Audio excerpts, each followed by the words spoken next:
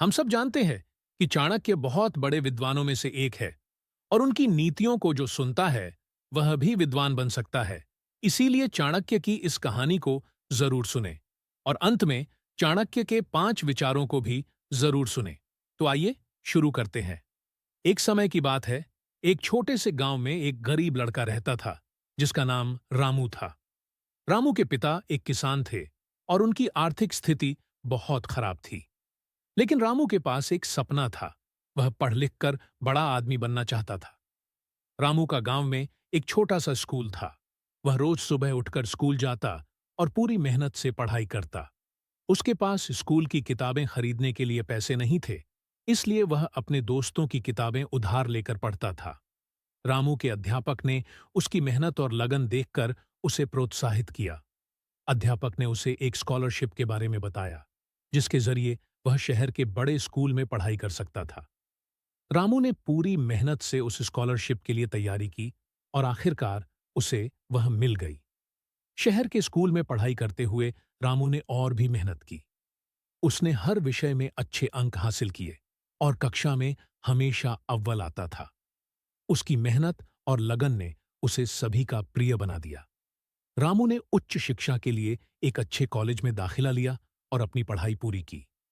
College के बाद उसे एक प्रतिष्ठित कंपनी में नौकरी मिल गई। अब रामू न सिर्फ अपने परिवार की आर्थिक स्थिति को सुधार सका, बल्कि उसने गांव के अन्य बच्चों के लिए भी एक उदाहरण प्रस्तुत किया। रामू की कहानी हमें यह सिखाती है कि मेहनत, लगन और सपनों के प्रति समर्पण से कोई भी मुश्किल पार की जा सकती है।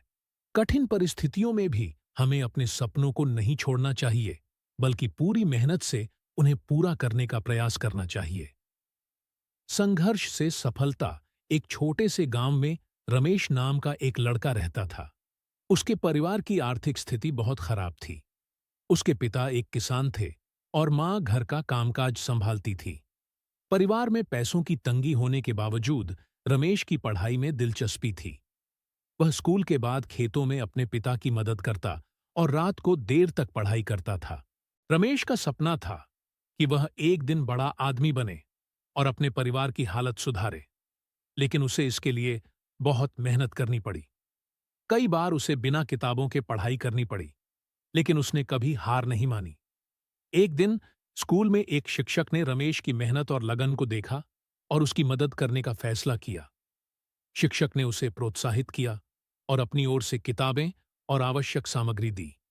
रमेश ने इसे अपनी जिंदगी का सबसे बड़ा अवसर माना और पूरी मेहनत से पढ़ाई में जुट गया। समय बीतता गया और रमेश ने अपनी स्कूल की पढ़ाई में उत्कृष्टता हासिल की।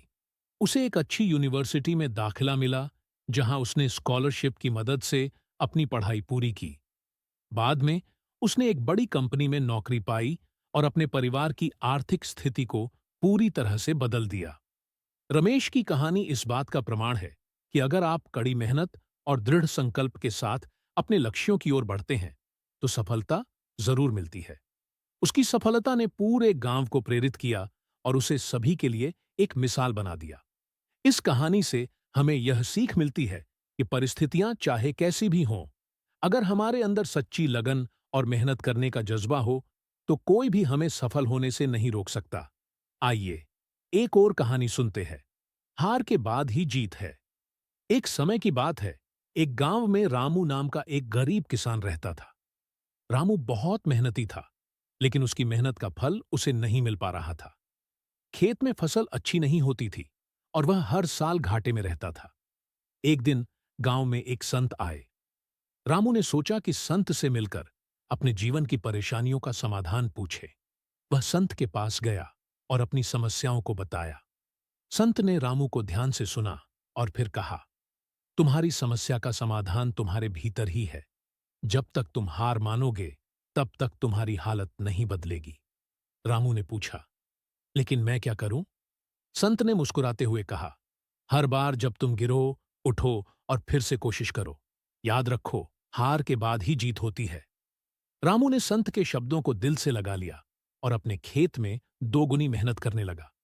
उसने नई तकनीकें सीखीं, अपनी गलतियों से सीखा और कभी हार नहीं मानी। धीरे धीरे उसकी मेहनत रंग लाने लगी। उसकी फसल अच्छी होने लगी और वह आर्थिक रूप से भी सुधरने लगा। कुछ सालों बाद रामू उस गांव का सबसे समृद्ध किसान बन गया। अब वह दूसरों को भी प्रेरणा देता था और कहता था, जीत हमेशा उसी की होती है जो हार के बाद भी कोशिश करना नहीं छोड़ता। इस कहानी से हमें यह सीख मिलती है कि जीवन में कितनी भी परेशानियां क्यों न आएं, हमें हार मानकर बैठने की बजाय मेहनत करते रहना चाहिए। असली जीत उसी की होती है जो हर परिस्थिति में डटे रहने का हौसला रखता है। दूरदर्शिता। चाणक्य का मानना था कि व्यक्ति को हमेशा भविष्य के बारे में सोचना चाहिए और सही समय पर सही कदम उठाने चाहिए। चाणक्य के ये विचार जरूर सुने। नैतिकता और धर्म। चाणक्य नैतिकता और धर्म के पालन पर जोर देते थे। उनके अनुसार एक नैतिक और धार्मिक व्यक्ति ही समाज,